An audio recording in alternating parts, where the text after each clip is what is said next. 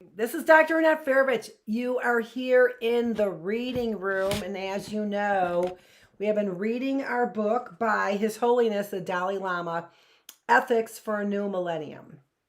So let's go ahead and get my glasses on, let you see the background, and continue. Maybe I'll leave the title up there.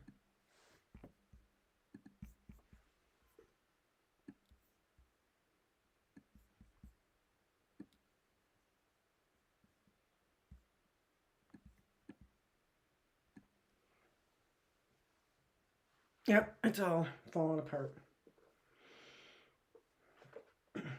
Chapter 5, The Supreme Emotion. Oh! Don't tell me it's happiness. On a recent trip to Europe, I took the opportunity to visit the site of the Nazi death camp at Auschwitz. Even though I had heard and read a great deal about the place, I found myself completely unprepared for the experience. Turn my body a little bit like this. There we go.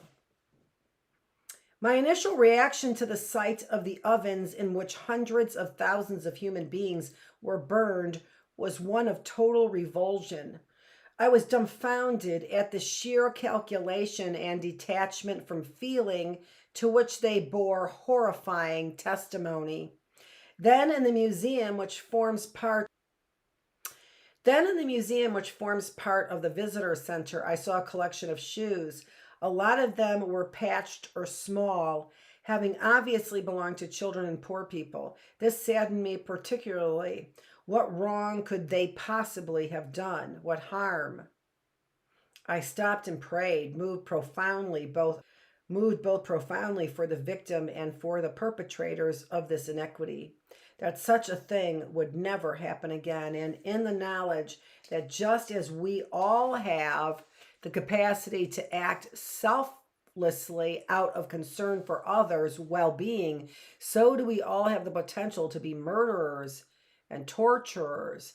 I vowed never in any way to contribute to such a calamity. Events such as those which occurred in Auschwitz are violent reminders of what can happen when individuals, and by extension whole societies, lose touch with the basic human feeling. Johnson & Johnson, Omnicare, our healthcare system. But although it is necessary to have legislation and international conventions in place as safeguards against future disasters of this kind, we have all seen that atrocities continue in spite of them. Much more effective and important than such legislation is our regard for one another's feelings at a simple human level. When I speak of basic human feeling, I am not only thinking of something fleeting and vague. However, I refer to the capacity we all have to empathize with one another, which in Tibetan we call Shendung Nagal Wala Misopa. Translated literally, this means the inability to bear the sight of another's suffering. Given that this is what enables us to enter into and to some extent participate in others' pain, it is one of our most significant characteristics, the inability to bear the sight of another's suffering. It is what causes us to start at the sound of a cry for help, to recoil at the sight of harm done to another, to suffer when confronted with others' suffering. And it is what compels us to shut our eyes even when we want to ignore others' distress. Here, imagine walking along a road deserted, save for an elderly person just ahead of you. Suddenly that person trips and falls. What do? I have no doubt that the majority of readers would go over to see whether they might need help. Not all, perhaps, but in admitting that not everyone would go to the assistance of another in distress, I do not mean to suggest that in those few exceptions, this capacity for empathy, which I have suggested to be universal, is entirely absent. Even in the case of those who did not, surely there will at least be the same feeling, however faint, of concern, which would motivate the majority to offer their assistance. It is certainly possible to imagine people who, after enduring years of warfare, are no longer moved at the sight of others suffering. The same could be true of those who live in places where there is an atmosphere of violence and indifference to others. It is even possible to imagine a few who would exult at the sight of another suffering, yet this does not prove that the capacity for empathy is not present in such people, that we all, accepting perhaps only the most disturbed, appreciate being shown kindness, suggests that however hardened we may become, the capacity for empathy remains. This characteristic of appreciating others' concern is, I believe, a reflection of our inability to bear the sight of another's suffering. I say this because alongside our natural ability to empathize with others, we also have a need for others' kindness, which runs like a thread throughout our whole life. It is most apparent when we are young and when we are old, but we have only to fall ill to be reminded of how important it is to be loved and cared about even during our prime years. Oh, and Risperdal's targeting whom? The people who need to be loved and cared about the most? Though it may seem a virtue to be able to do without affection, in reality, a life lacking this precious ingredient must be a miserable one. It is surely not a coincidence that the lives of most criminals turn out to have been lonely and lacking in love. We see this appreciation of kindness reflected in our response to the human smile. For me, human beings' ability to smile is one of our most beautiful characteristics. It is something no animal can do, no dog, nor even whales or dolphins. Each of them very intelligent beings with a clear affinity for humans can smile as we do.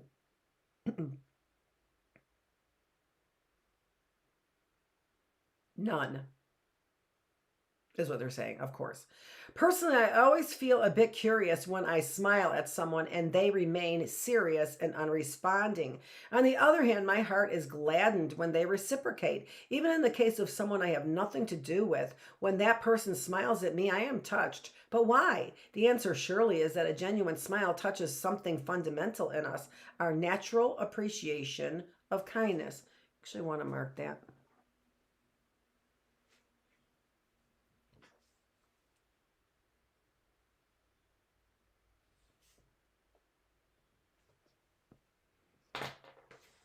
Despite the body of opinion suggesting that human nature is basically aggressive and competitive, my own view is that our appreciation for affection and love is so profound that it begins even before our birth. Indeed, according to some scientists, friends of mine, there is strong evidence to suggest that a mother's mental and emotional state greatly affects the well-being of her unborn child, that it benefits her baby if she maintains a warm and gentle state of mind.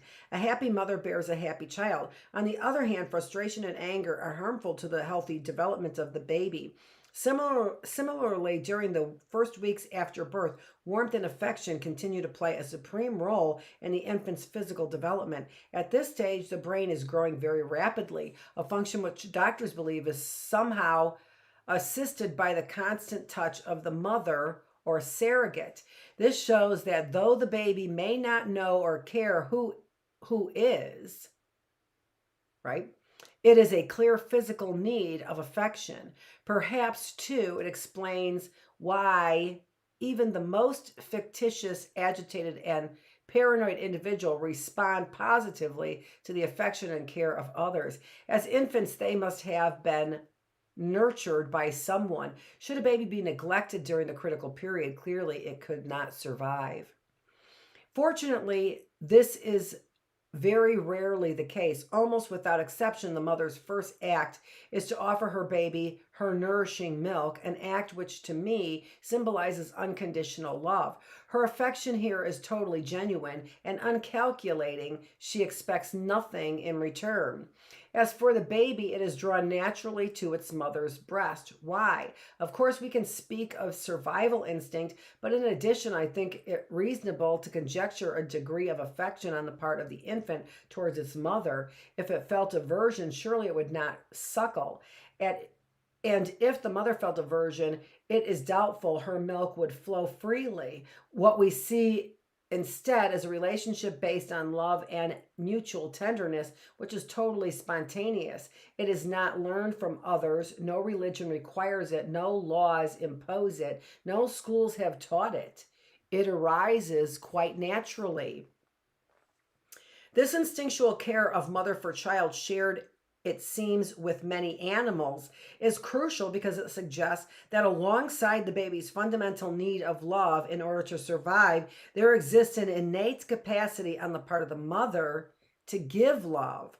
So powerful is it that we might almost suppose a biological component is at work. And we do know that from attachment theory in psychology.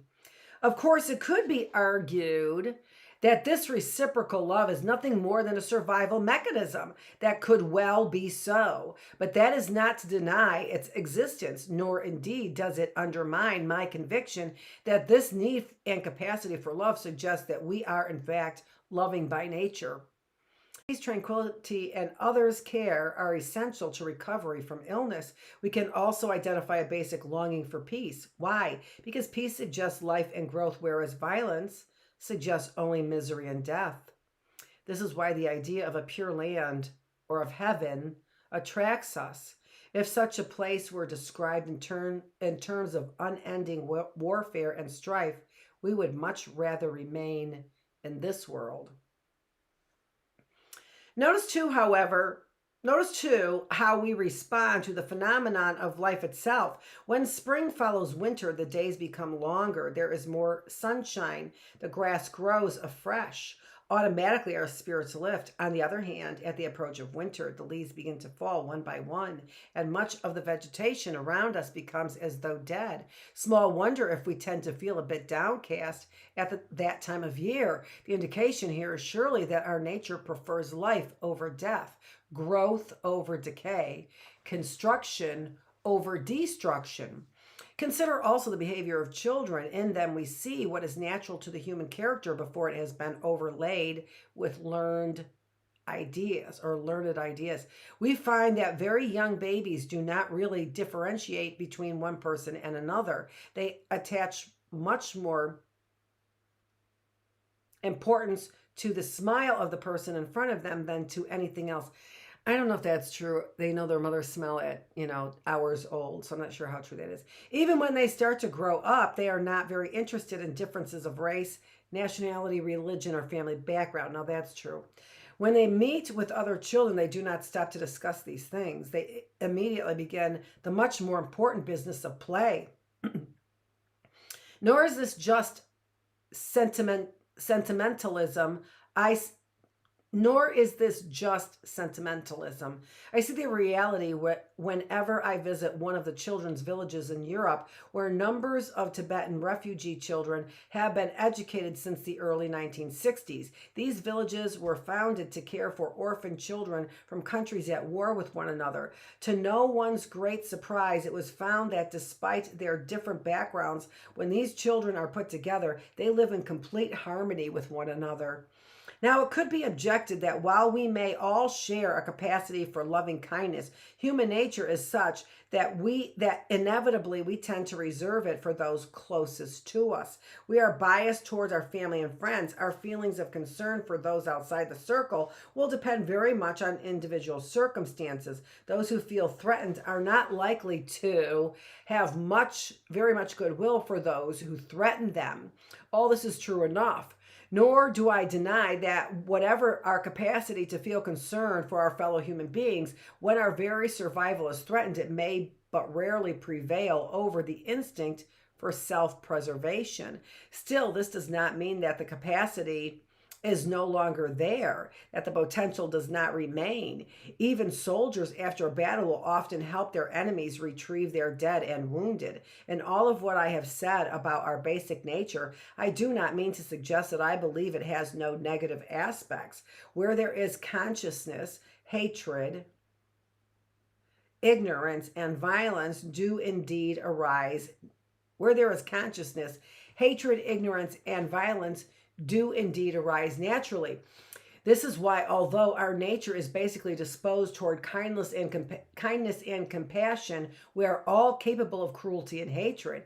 It is why we have to struggle to better our conduct. It also explains how individuals raised in a strictly nonviolent environment have turned into the most horrible butchers. In connection with this, I recall my visit some years ago to the Washington Memorial, which pays tribute to the martyrs and heroes of the Jewish Holocaust at the hands of the Nazis.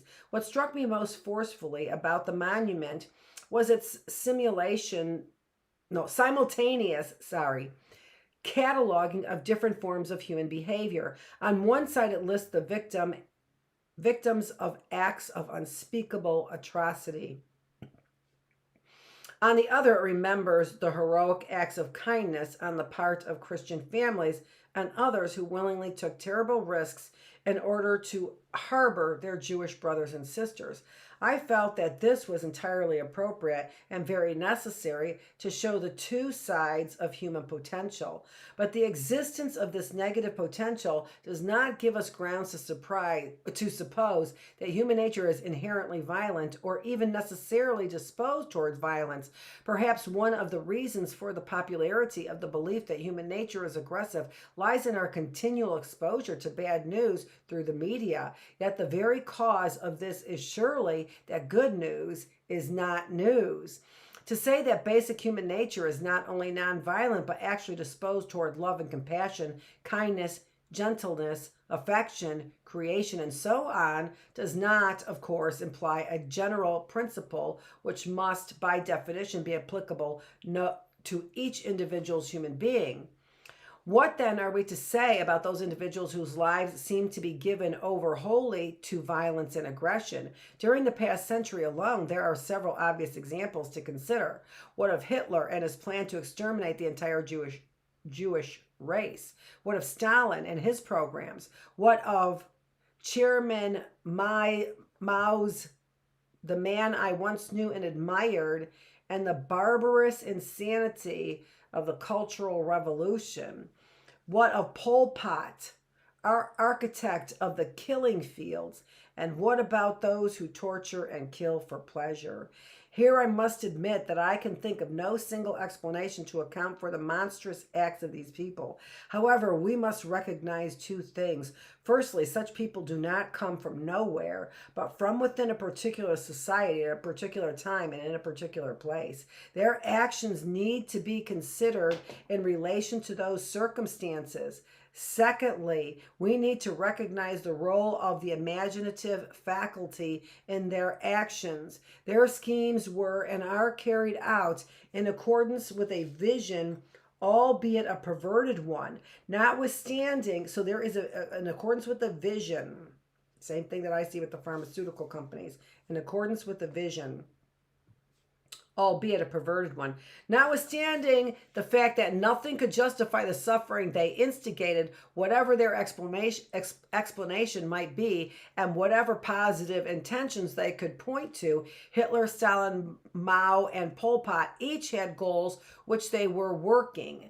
If we examine those actions which are uniquely human, which animals cannot perform, we find that this imaginative faculty plays a vital role. The faculty itself is a unique asset, but the use to which it is put determines whether the actions it conceives are positive or negative, ethical or unethical. The individual's motivation, Kunlong, is thus the governing factor. And whereas a vision properly motivated, which recognizes others' desire for an equal right to happiness and to be free of suffering, can lead to wonders, when divorced from basic human feeling, the potential for destruction cannot be overestimated. As for those who kill for pleasure, or worse, for no reason at all, we can only conjecture a deep submergence of the basic impulse toward care and affection for others. So it's hidden, right? Still, this need not mean that it is entirely extinguished. As I pointed out earlier, except perhaps in the most extreme cases, it is possible to imagine even these people appreciating being shown affection. the disposition remains. Actually, the reader does not need to accept my proposition that human nature is basically disposed toward love and compassion to see that the capacity for empathy which underlies it is of crucial importance when it comes to ethics. We saw earlier how an ethical act is a non-harming act, but how are we to determine whether an act is genuinely non-harming? We find that in practice, if we are not able to connect with others, to some extent, if we cannot at least imagine the potential impact of our actions on others, then we have no means to discriminate between right and wrong, between what is appropriate and what is not, between harming and non-harming. It follows, therefore, that if we could enhance this capacity, that is to say, our sensitivity towards others' suffering, the more we did so, the less we could tolerate seeing others' pain, and the more we would be concerned to ensure that no action of ours caused harm to others. The fact that we can indeed enhance our capacity for empathy becomes obvious when we consider its nature. We experience it mainly as a feeling, and as we all know to a greater or lesser extent, we cannot only restrain our feelings through reasoning, but we can enhance them in the same way. Our desire for objects, perhaps a new car, is enhanced by our turning it over and over in our imagination. Similarly, when, as it were, we direct our mental faculties onto our feelings of empathy, we find that not only can we enhance them, but we can transform them into love and compassion itself. As such, our innate capacity for empathy is the source of the most precious of all human qualities, which in Tibetan we call Nyingje. Now, while generally translating simply as compassion, the term Nyingje has a wealth of meaning that is difficult to convey succinctly, though the ideas it contains are universally understood. It connotes love, affection, kindness, gentleness, generosity of spirit, and warm-heartedness. It is also used as a term of both sympathy and of endearment. On the other hand, it does not imply pity, as the word compassion may. There is no sense of condescension. On the contrary, Nyingje denotes a feeling of connection with others, reflecting its origins in empathy. Thus, while we might say, I love my house, or I have strong feelings of affection for this place, we cannot say I have compassion for these things. Having no feelings themselves, we cannot empathize with objects. We cannot therefore speak of having compassion for them. I think that's a really good point, isn't it? Although it is a really, really good distinction, although it is clear from the description that Nyingje, or love and compassion, is understood as an emotion, it belongs to that category of emotions which have a more developed cognitive component. Some emotions, such as the revulsion we tend to feel at the sight of blood, are basically instinctual. Others, such as fear of poverty, have this more developed cognitive component. We can thus understand Nyingje in terms of a combination of empathy and reason. We can think of empathy as the characteristic of a very honest person, reason that is of someone who is very practical. When the two are put together, the combination is highly effective. As such, Nyingje is quite different from those random feelings like anger and lust, which, far from bringing us happiness, only trouble us and destroy our peace of mind, and also have a stronger physiological component than what they're talking about relative to a cognitive component of compassion or empathy. To me, this suggests that by means of sustained reflection on and familiarization with compassion through rehearsal and practice, we can develop our innate ability to connect with others, a fact which is of supreme importance given the approach to ethics I have described. And this book was actually very important for me to get into positive psychology, because 1998 I started thinking about the ideas, but the concept over here that we could teach it, and the Dalai Lama is saying we should be able to teach it in this sort of really practical way that he's putting this, was really the foundation for my motivation for getting into positive psychology, this book. One of the primary motivations, a fact which is of supreme importance given the approach to ethics I have described. The more we develop compassion, the more genuinely ethical our conduct will be. As we have seen, when we act out of concern for others, our behavior towards them, and corporations have no interest in people either. Our behavior towards them is automatic, so no compassion in what they do, is automatically positive. This is because we have no room for suspicion when our hearts are filled with love. It is as if an inner door is opened, allowing us to reach out. Having concerns for others breaks down the very barriers which inhibit healthy interaction with others. And not only that, when our intention towards others are good, we find that any feeling of shyness or insecurity we may have are greatly reduced. To this extent, we are able to open this inner door. We experience a sense of liberation from our habitual preoccupation with self. Remember, so their juxtaposition is the self versus love. When we're filled with love, we don't have this, we are not filled with suspicion. There's no room for suspicion. I love that. Paradoxically, we find this gives rise to strong feelings of confidence. Thus, if I may give an example from my own experience, I find that whenever I meet new people and have this positive disposition, there is no barrier between us, no matter who or what they are, whether they have blonde hair or black hair or hair dyed green. I feel that I am simply encountering a fellow human being with the same desire to be happy and to avoid suffering as myself.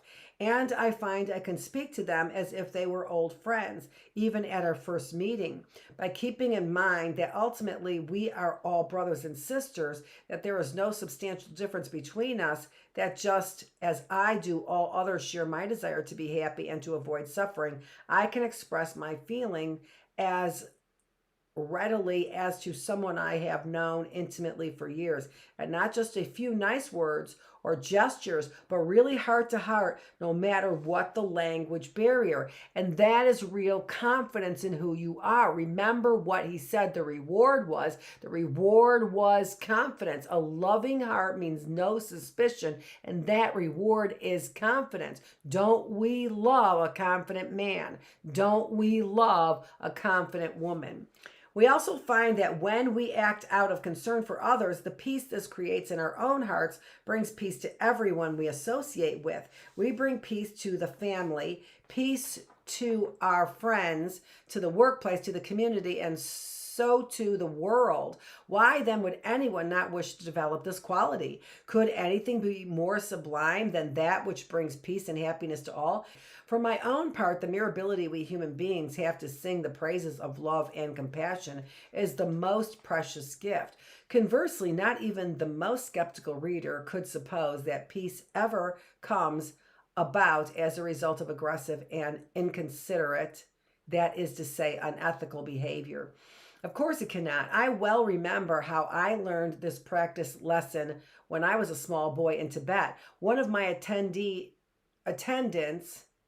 Kenrab Tenzin, had made a pet of a small parrot, which he used to feed with nuts. Although he was a rather stern man with bulging eyes and a somewhat forbidding aspect, merely at the sound of his footsteps or of his coughing, this parrot would show signs of excitement. As the bird nibbled from his fingers, Kenrab Tenzin would stroke its head, which appeared to put it into a state of ecstasy. I was very envious of this relationship and desired the bird to show me the same friendliness. But when I tried on a few occasions to feed it myself, I failed to get a good response. So I tried poking at it with a stick in the hope of provoking a better reaction.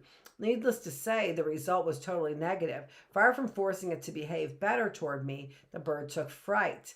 What little prospect of establishing friendly relations there may have been was totally destroyed. I learned thereby their friendships come about not as the result of bullying, but as a result of compassion.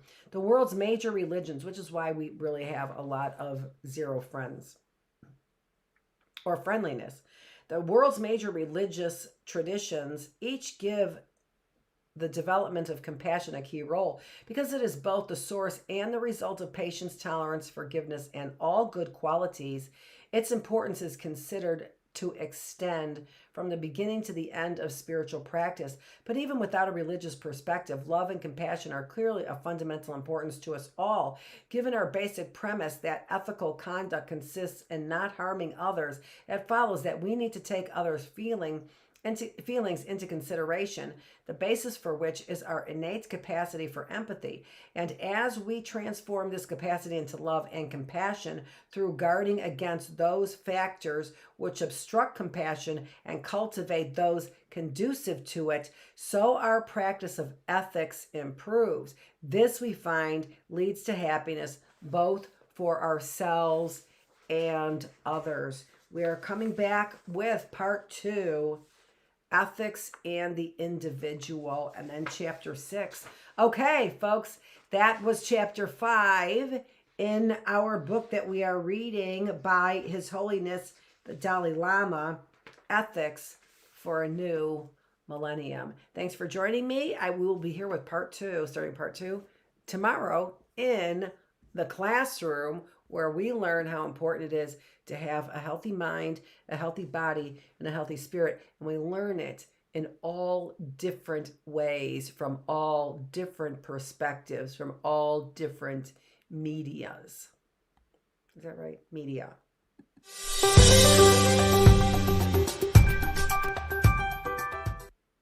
Thanks for joining me.